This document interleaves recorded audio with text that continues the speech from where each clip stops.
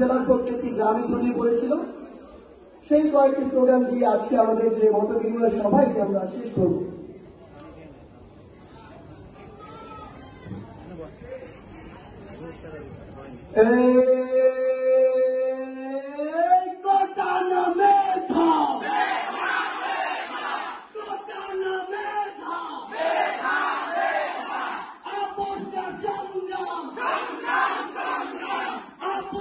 সংগ্রাম